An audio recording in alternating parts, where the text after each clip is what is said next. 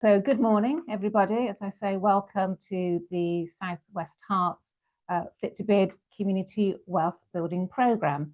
So this is the first in a series of webinars, and we're delighted to partner with our colleagues at St Albans, Watford, Hertsmere and Dacorum councils who are funding this programme through the UK SPS, the UK supplier the UK SPF fund. So without further ado, we will start. So a little bit about me. I'm the program manager. As some of you may have met me before through previous events or webinars, but yeah, a little bit about me. So I'm a business advisor. I've been with Brandwin for over 3.5 years now, and separately I run my own business consultancy. I work closely with SMEs across Watford and Hertfordshire. I run my own business networking group for entrepreneurs and founders. Previously, I've been a judge on the Harrow, it was like a Dragon's Den. So I was a panel judge for Women in Business programme there.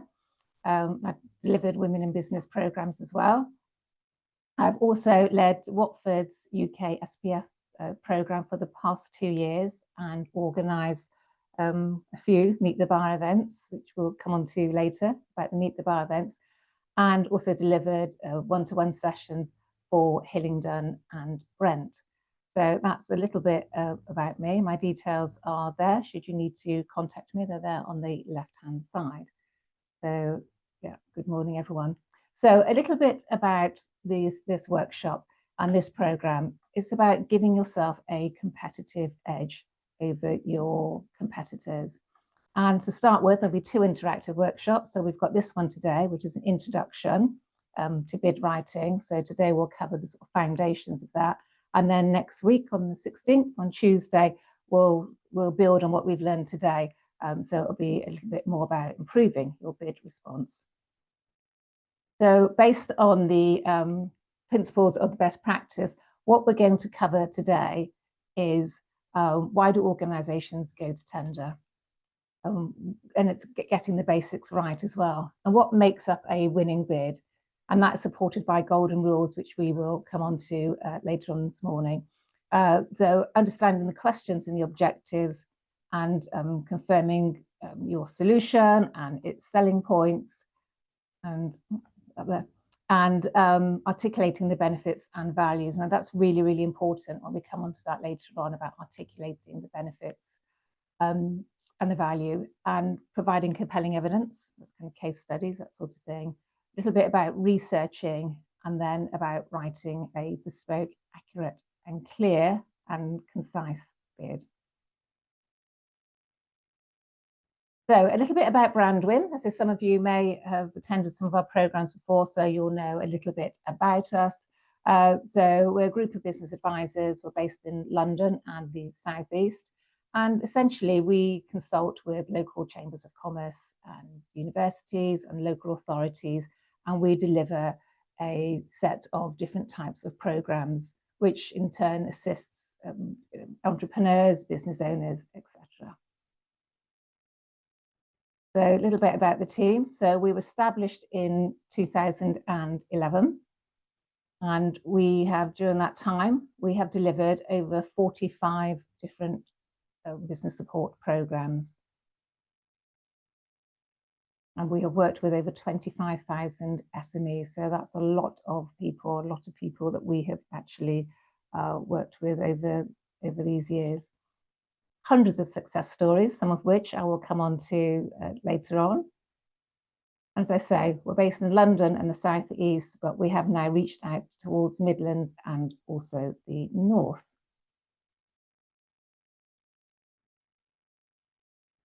So a little bit more about the programs we deliver. So we do everything from startup to sort of building business resilience, fit to export. These are some of the programs we run. We're here today for the Fit to Bid program, which is our flagship program. These are partnerships and collaboration. So these are the partners that we have worked with over the past we were established 2011, so it's over the past 14 years. And as my colleague now always says, it's taken us 14 years to build this slide. Not because we're no good at PowerPoint, but that's how long it takes to actually build relationships and collaborations.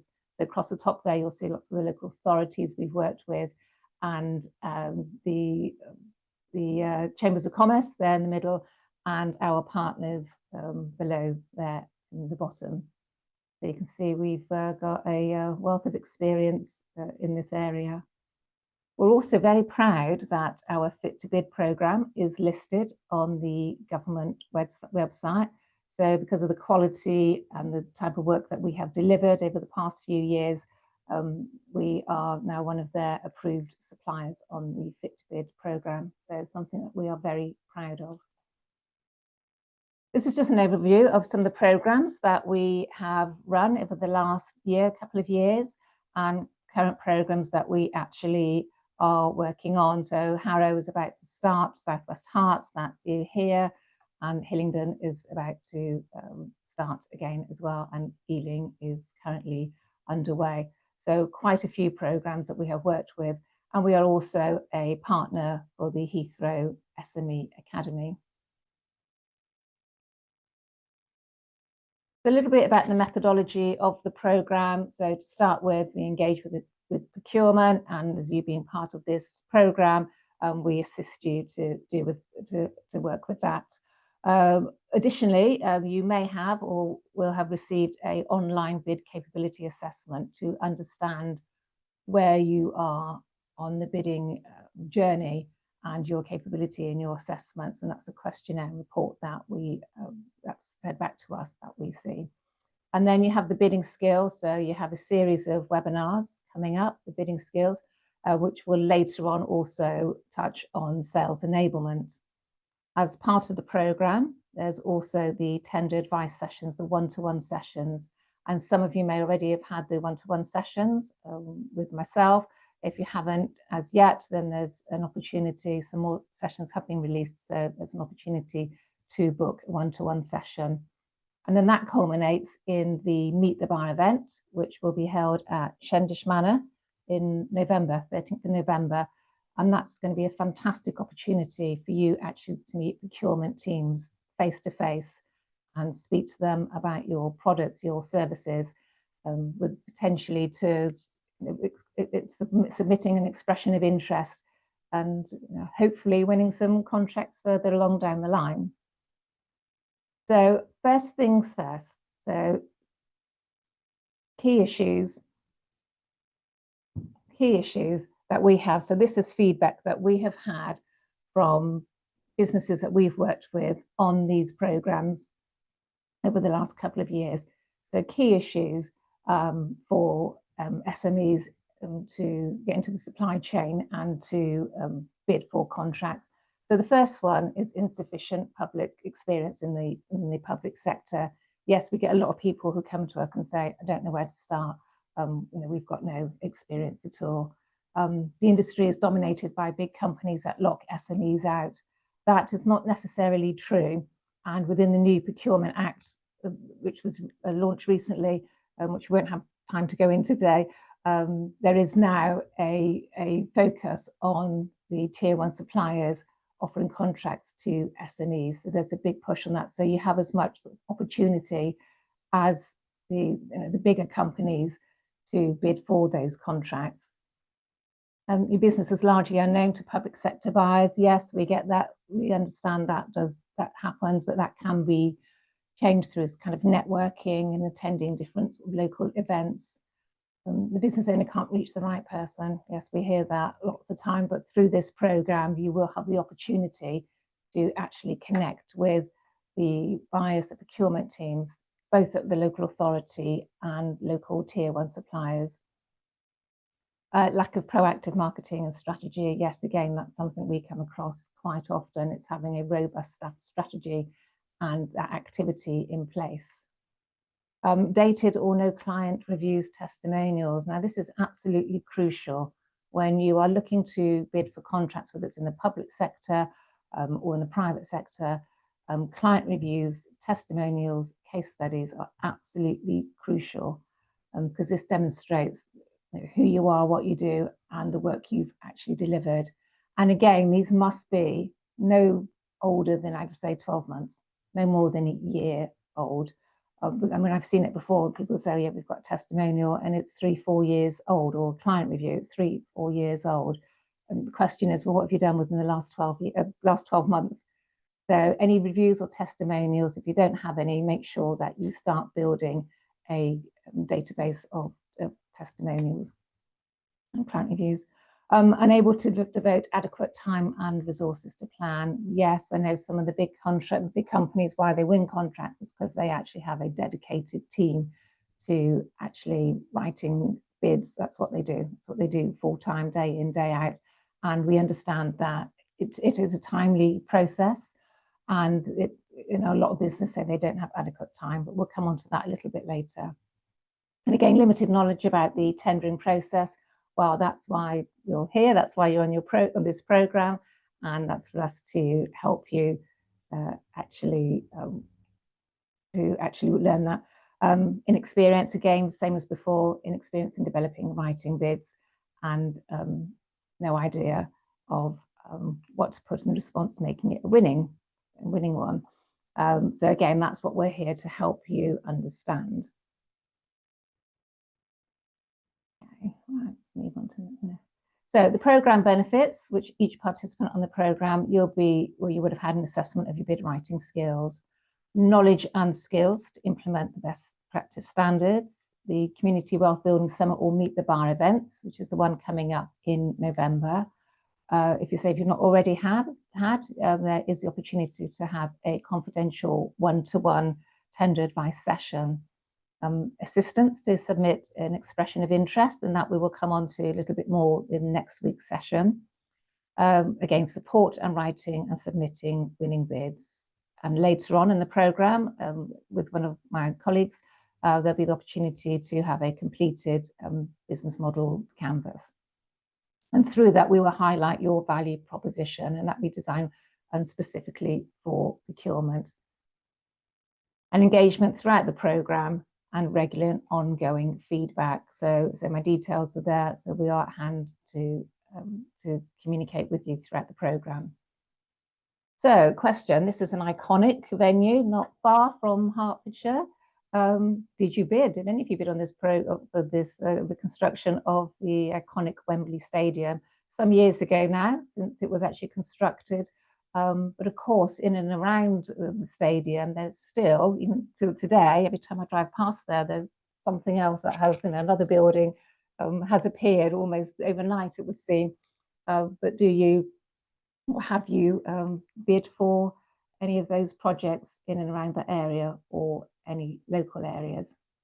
So quick exercise, what we're going to do now, just to kind of gauge where you are on the tendering and bidding process. If you could just put some examples in the chat. One, if you never tendered before. 2, if you've completed maybe a handful of tenders. Or 3, if you regularly submit bids. And for 2 and 3, it would just be interesting to know kind of where you're at, whether, were you successful or you were not successful. Okay, so let's see. So yeah, we've got a few people who've never bid before. Right, yeah, so yeah, Christina a couple of times, Rajna a couple. Okay, yeah, so we've got Barry, yeah, NHS and local authority successful. That's great, that's good news. Okay, right, yeah. So yeah, a little bit of mix there. So we've got quite a few 1s and a few 2s actually. Some of you have completed a handful of tenders. And okay, all right, yeah, Misty, 3, regularly submit bids and tenders. Okay, that's great, thank you. It just gives me an idea of the of everybody where you're all at. So if we move forward, so the purpose of the bid process, again, why do organisations go to tender? And broadly, what do you think they look for in a provider? Again, if you could just stick a couple of your thoughts or examples in the chat. why do you think organisations go to tender? And broadly, what do you think they look for in a provider?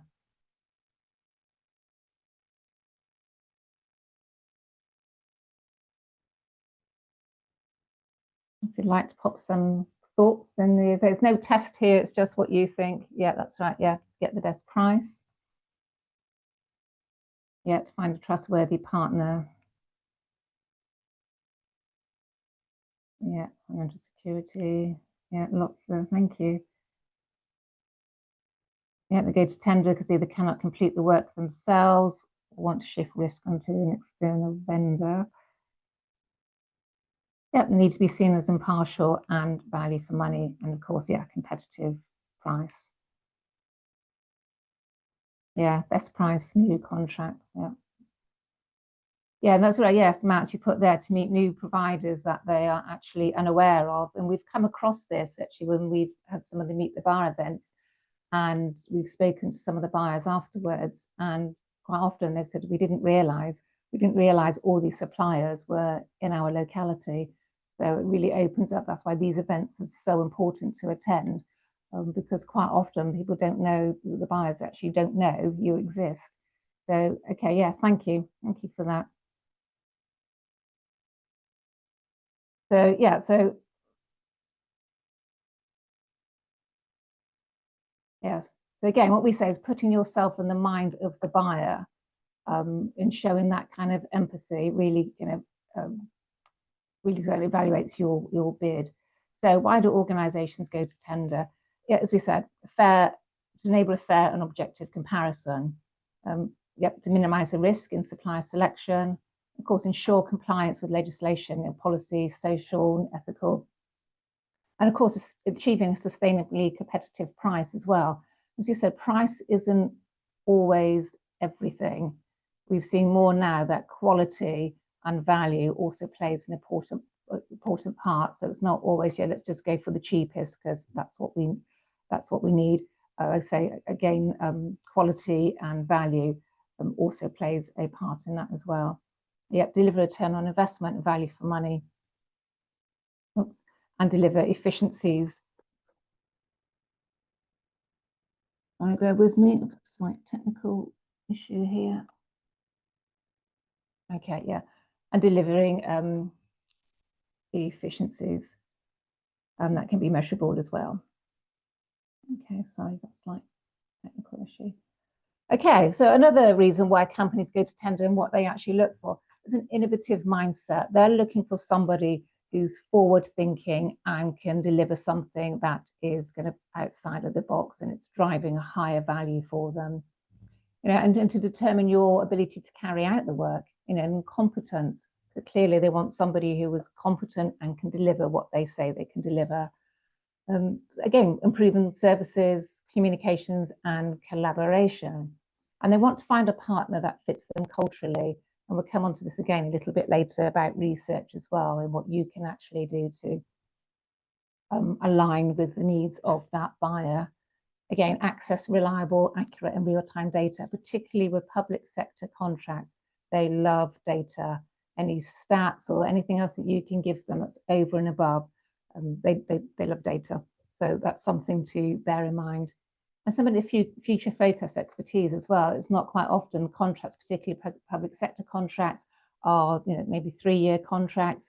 And so they want to know what you can deliver within, not just within that 3-year period, but afterwards, how you can improve the value to them, extending beyond those 3 years. Transparent and open communications, with willingness to take accountability, absolutely. And again, there will be that constant communication with that. It's not a case of just being offered the contract and that's it. Thanks very much. We don't communicate with you. They will want open and transparent communication throughout. And some of the problem solving ethic, anybody who's, all of us will probably know, any contracts we've worked on, nothing ever goes to plan. Some things go to plan, but often there are issues, and they were looking for a company that is open and honest and just say, well, yeah, okay, we've encountered an issue here, maybe delays because of A, B, and C, but this is what we're going to do to improve that. to make sure that the problem can actually be resolved, and ensure satisfaction of the internal customer, particularly with public contracts. They will have internal customers, so it's not just them. It may be other departments or other stakeholders that they have to satisfy as well. So first things first, what you do is getting the basics right. So you'll be given a supplier questionnaire. A supplier questionnaire. All sections of that questionnaire have to be completed, and you need to follow it exactly what they're asking for. You must complete that. You have a form of tender which you'll sign. Of course, a non-collusion certificate, again, that's something you sign.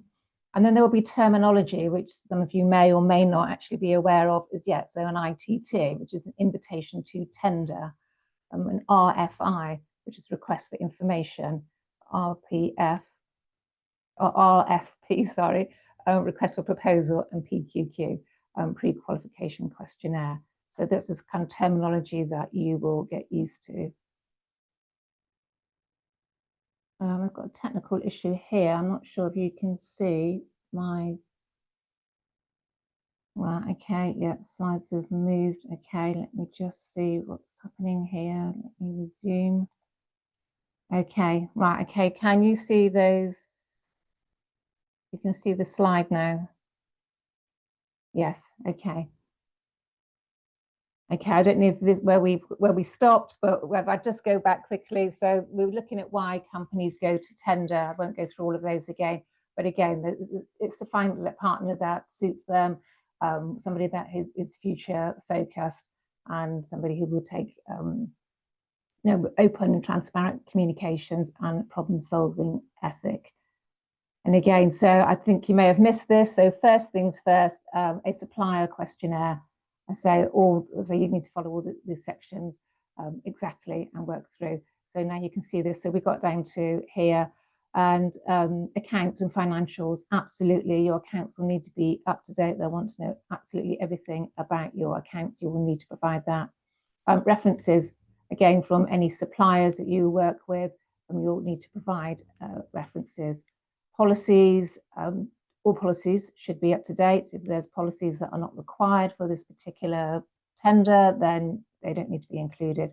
A pricing file, yes, you will need to complete a pricing file. They will want to know your pricing structure, and also a breakdown, of how you actually come to those prices. Just a quick question, what sort of accounts do you need to supply? Similar to what you submit to the company's house? Yeah, so it will be your annual accounts and any other accounts that you have.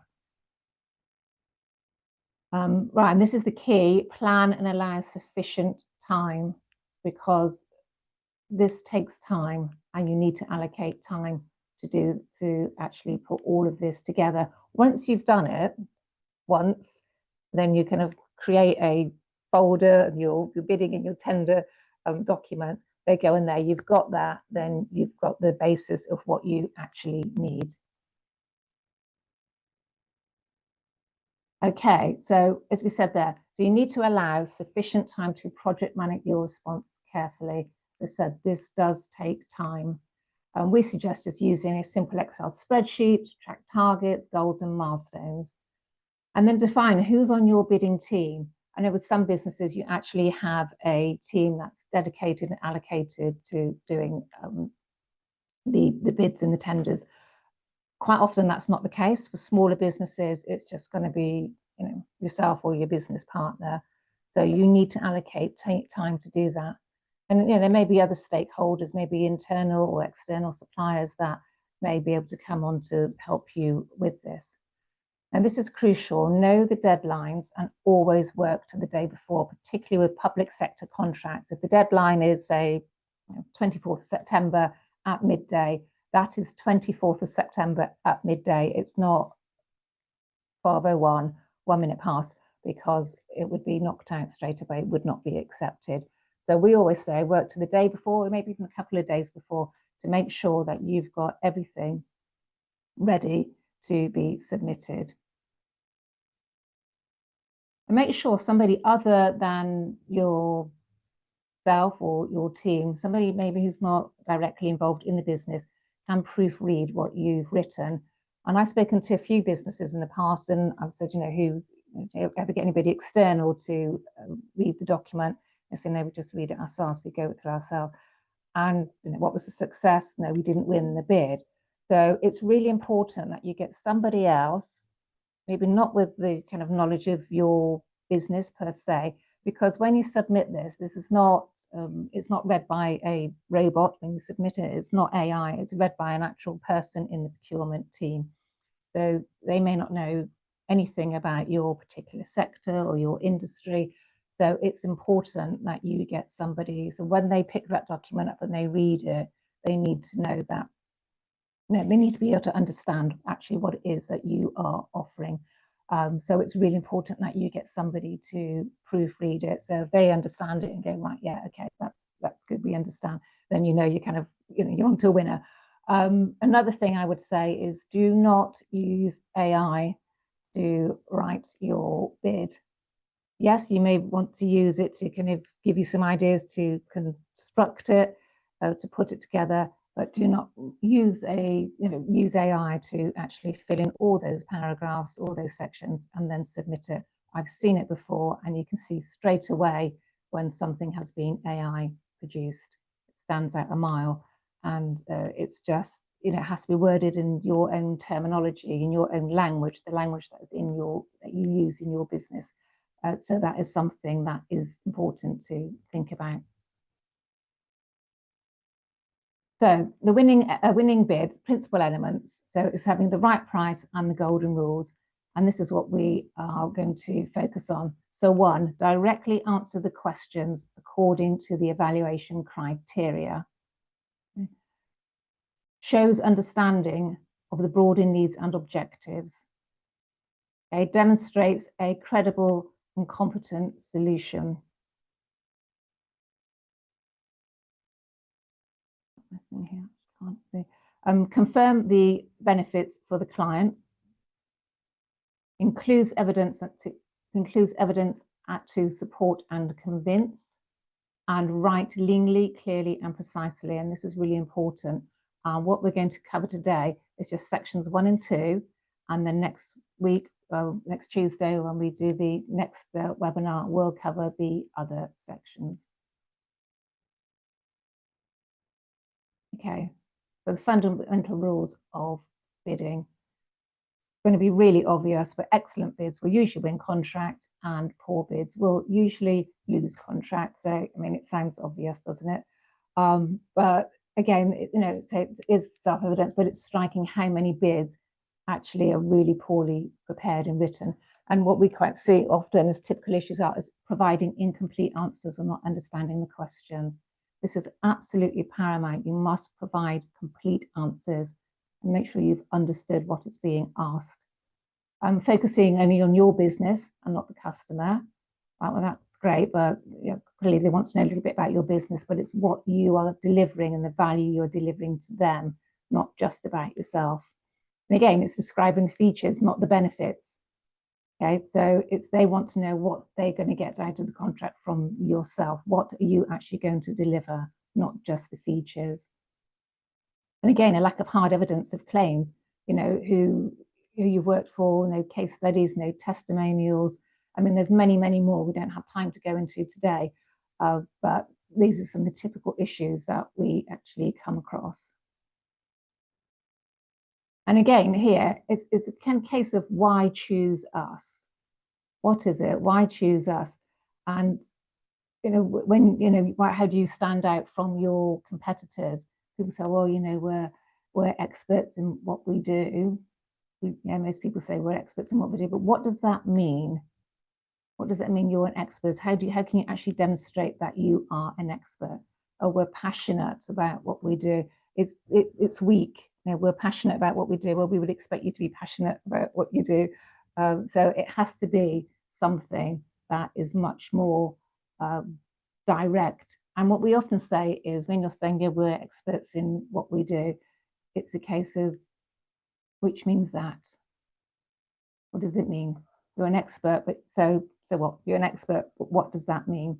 So just quickly, because I am conscious of time, why should a supplier choose you? Or so why would a buyer, sorry, choose your company as a supplier? And how can you evidence that you have proven expertise in the services required? So if you're able just to pop a couple of things quickly in the chat. Right, okay, I'm just looking. Yeah, case studies, experience, recent testimonials, integrity. How do you reference proven experience, expertise at previous companies if you're relatively newly set up? Okay, yeah, Adam.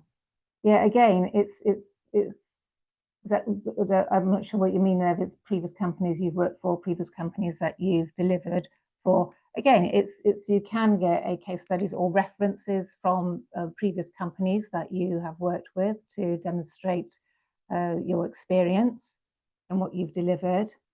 And again, when someone here has put, you know, your unique Google reviews, yeah, okay. Profile of people working on the project. Training, make those certifications. Yes, certifications and accreditations are really important, particularly in certain areas like construction. It's mandatory, it's required. Again, case studies and testimonials. Again, yeah, qualifications. Yeah, okay. Yeah, so a lot of you there have put, you know, case studies in delivery, yeah, previous examples of delivery and within budget. Yeah, and awards as well, yeah. Or local impact on the, yeah, so excellent, thank you. So it's all really good answers there.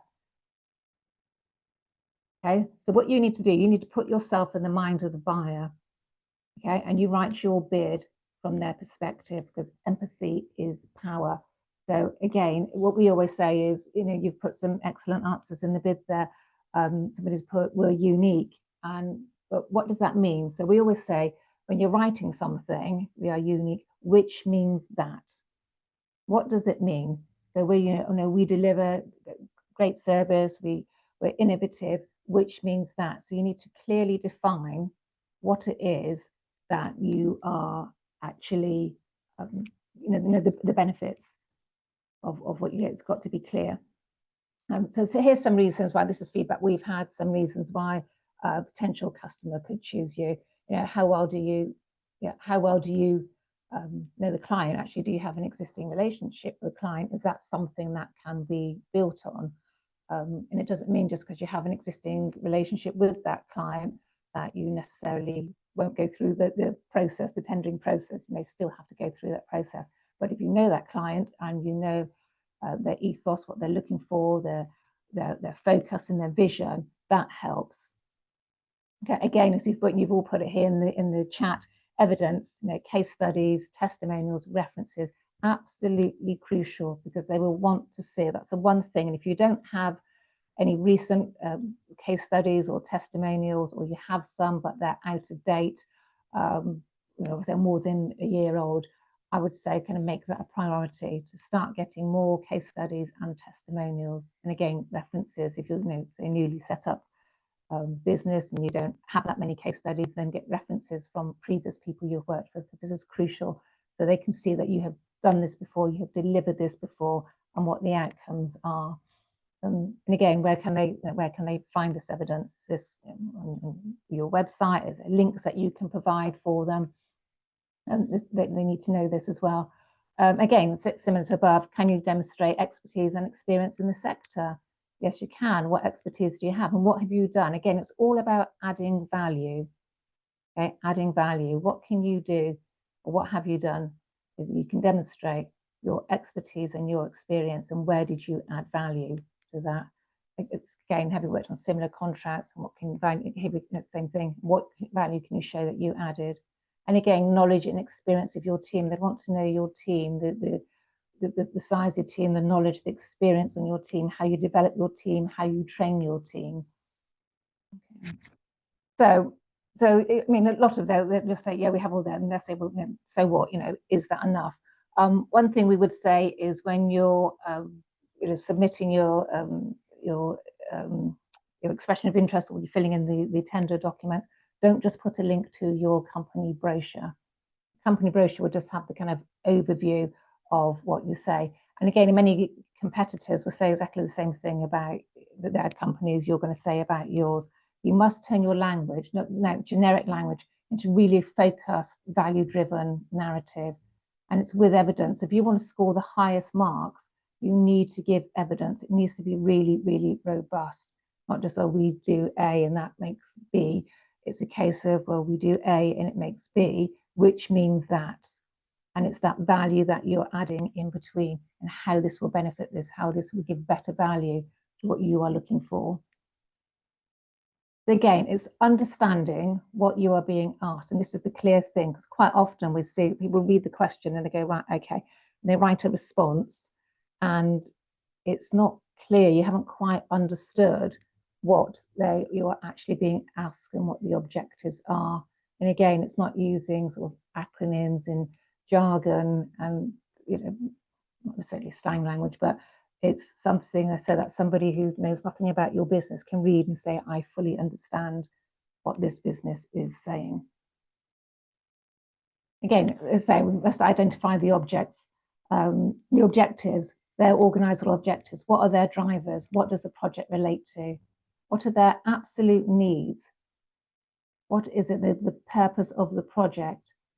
And what is thought to be added value? It's not a nice to have, well, it's nice to have this. Really, really think. Think about your own business. Where is it that you add value to your existing customers? What is it that you do over and above? And once you've identified these things, you've got the foundations of actually writing a winning bid. And again, in understanding those objectives and needs, and they will tell you when you receive the invitation to tender, and you will see in there, you read that specification, you read it, and then you read it again, and then you read it again, and you make sure you know exactly what is being asked. And of course, you will have questions. Those of you that have bid before, you'll know there's an opportunity. There will be a window, maybe a week or a couple of weeks, where you will have the opportunity to ask more questions. And it's important that you do that so you fully understand what they are asking, what their requirements are. And the good thing about this is that it'll be on a portal or a forum, that when you ask questions, and they are anonymous, that you can ask questions, but you will see where your competitors have asked questions as well. It may be something you hadn't actually thought of, but your competitors will also ask the questions. So you can see that as well. So it's all anonymous, and it just gives you a really kind of robust understanding. So you can clarify exactly what those requirements are through that Q&A process. I think in questions to ask to kind of maximize the score, so correctly identify those question elements, makes it so much easier to understand. And this helps you to establish how you will structure your answer. And if you only partially answer the question, because there is a scoring matrix, you will score fewer marks if the answers are only partially, if the questions are only partially answered. So we've got another quick exercise now. I'm again, not give you the answers, but I've asked you the question. I'm conscious of the time as well. But have a read through this. So this is actually from a real bid. This is a question from a real bid. And the question is, how many elements must our answer address? So have a read through and just put some examples in the chat. How many elements must your answer address?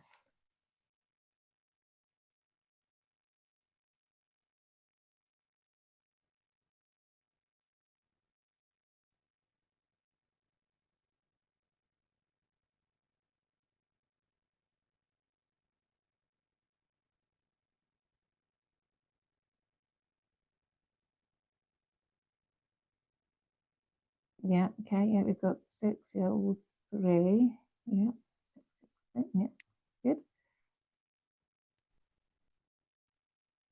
5, 6. Okay, yeah.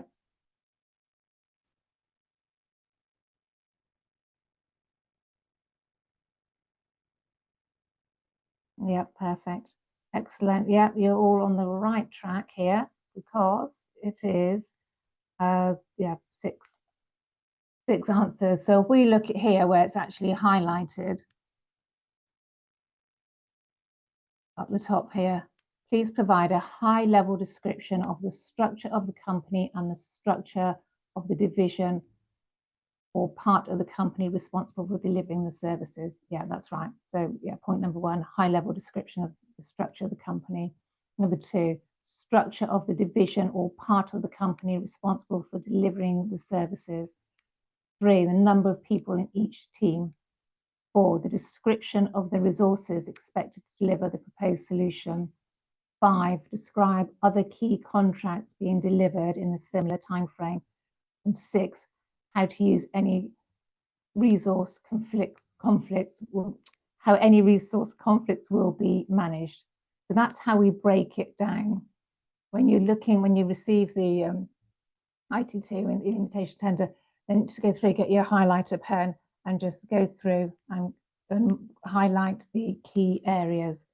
Because once you've started with this, you can actually then see, right, okay, this is how we need to answer this question.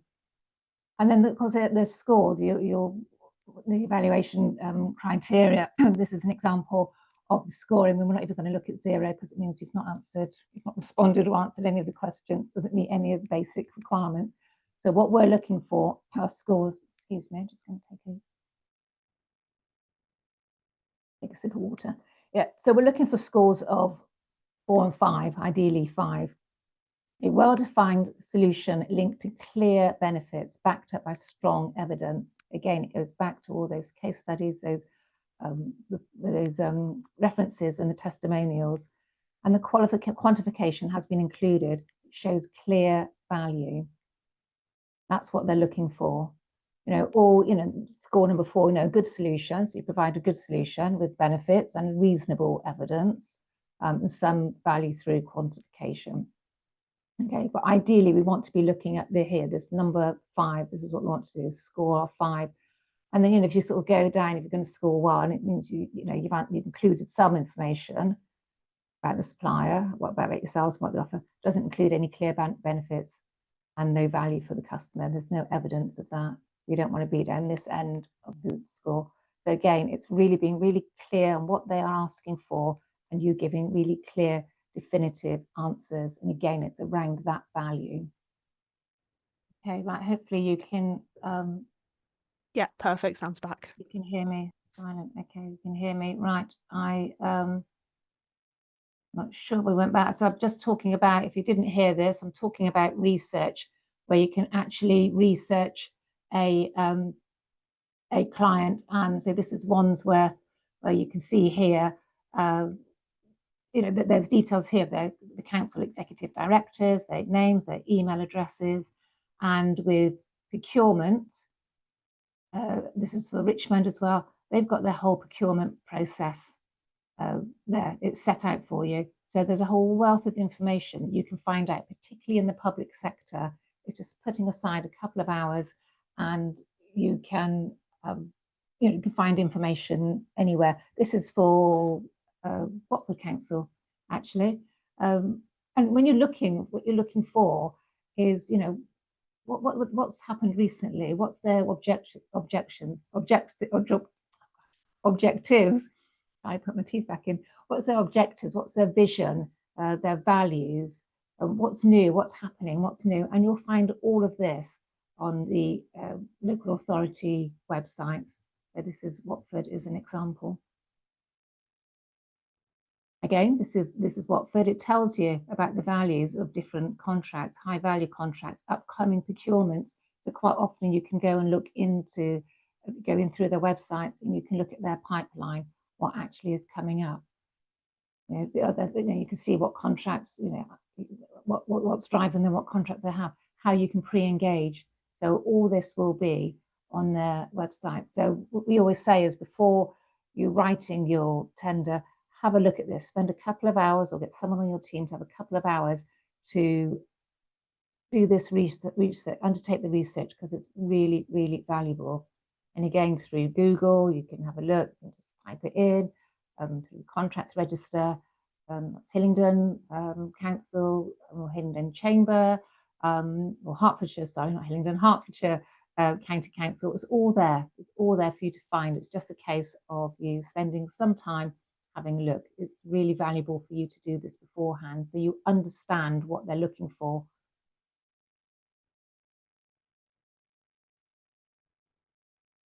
Okay, researching what do you actually want to look for? Again, it's their strategy. What is their strategy of the immediate, short, medium, long term? Their visions, their values, any challenges or goals, any opportunities for you to make a difference to those challenges and goals, changes in the markets, any business issues that are critical. And again, it's using the language that they use, understanding them, understanding what they're looking for. And again, any opportunities to reflect that. And quite often they will have a definition of a good supplier, if they have that. So you will know what their definition of a good supplier is and how you meet that definition. Any relevant quotes, if there's anybody quotes that you can then quote back to them when you're actually speaking to them or submitting your tender document. So this is just an overview so far. So this is what we've got. This is the basics of putting together a tender document. Again, it's reading the questions, understanding the questions, understanding their objectives, and what value do you actually bring. And again, if it's one thing that you take away from today, it's when you're writing that, again, it's that which means that. What is it? It means that we can deliver, and this is a benefit for you. So, so we've covered most of this morning of the foundation side. Next week, we are going to go into more detail about the writing and expression of interest, more detail in what you put together in a document, in a bid document. So that's next week on the 16th of September. That will be followed the following week by the writing the public sector bids and tenders. And as some of you will be looking for public sector, some will be looking for private sector, but this will be focusing on the public sector bids in contracts. And then, of course, we've got pitching for success. So the day before the Meet the Bar event, we've got the pitching for success. So that really kind of helps you, elevate your pitch. So when you're sitting down in front of the bar, what to say, what not to say.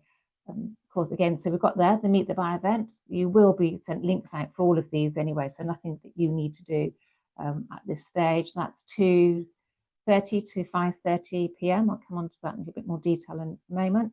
And then after the event, we've got some other skills workshops, which will be delivered by either myself or one of my colleagues, so evaluating your tender business model, design development products for procurement and services for procurement, and developing key partnerships.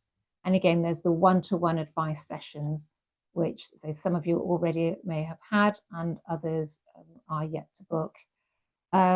The workshop today, so this workshop, we won't be sending out any slides, but there will be a recording. It is being recorded. So it's a lot to take in today. So if you can't remember it all, you can go back next week sometime. It will be up on our Brandwin YouTube channel. As it's Brandwin Business Support on YouTube, and you'll find the video uploaded on there if you just need to go back and check a couple of things. So the mentoring, just a little bit about the one-to-one sessions. As some of you already had a session, which I hope you found useful. But what we do, the sessions are about an hour each. We use an action card that we work through, contains all the details about business and who you are. And then we'll talk through any kind of action points to help you win new contracts. And then we follow up with those later on. That's something that we work with throughout this program. Towards the end of the program, you will also be supplied with, there's plenty of guidelines, and some of you would already have received some of these if we've had a one-to-one meeting. And they're just useful guidelines around different things about bid submission tactics and social value. And again, with a lot of government contracts, they are looking for social value.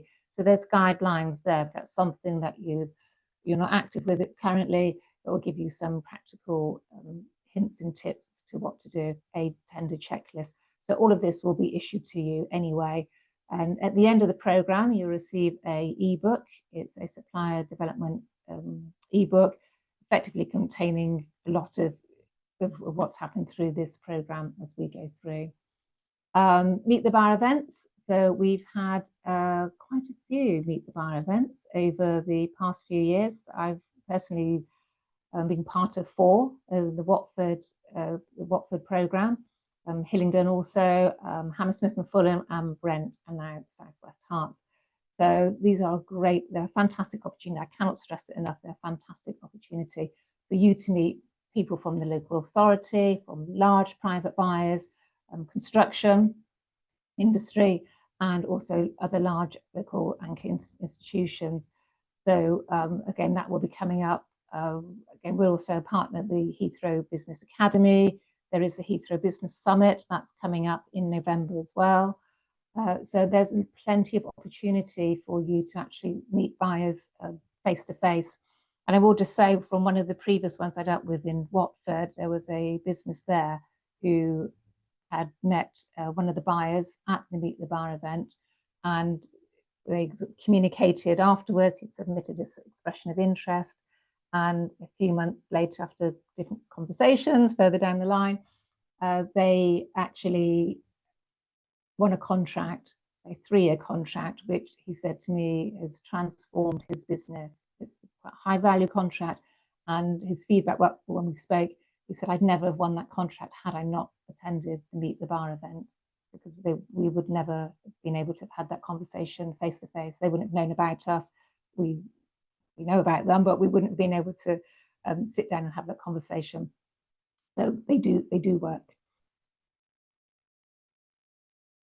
Okay, so yeah, just a little bit about it. So again, it's Shendridge Manor, 13th of November, and arrival 2 p.m., 2:30 to 5 p.m. And prior to the meeting, you will be sent an invitation to pre-book 10-minute meetings with some of the large buyers. You'll have a choice of the buyers.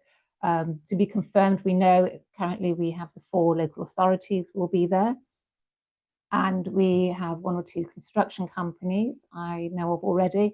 And over the next few weeks, we will be speaking with other large buyers. We are hoping to have between 16 and 20 buyers present on the day. They're yet to be confirmed. And that's meetings that we'll be having over the coming weeks, which will be confirmed nearer the time. So we can see where your services align with each of those buyers. And you will be given an opportunity to meet with them face to face. Meetings will be 10 minutes, and it's really strict because we'll have a lot of people there. So 10-minute meetings. So you need to get across who you are, what you do, how you add value in those 10 minutes. So no pressure. So just quickly, because I'm aware of time, we've just got a few minutes left. These are some case studies that we've had, people who've come through our program. There's a lovely lady here, Sarah. She's now working for the Crown. She's got the Royal Warrant, and she's working for the Royal Household cleaning business, highly competitive in quite a saturated area, but she offered something that gave extra value. And so yeah, now she's working with the Royal Household, so it's a great opportunity for her. Ruth Ann and Ian, the Pallets Yard, they won a contract with Heathrow and Swissport Heathrow, and again they've been through this program, so from a small business to something that has grown massively. And again, a healthier technology. Dr. Chun-Li Chow, she again has been through the program. She won Businesswoman of the Year, and she's won several contracts as well. So it does work. There's others as well that have come through, so the pallet supplier, window supplies, construction, EV charging, signage.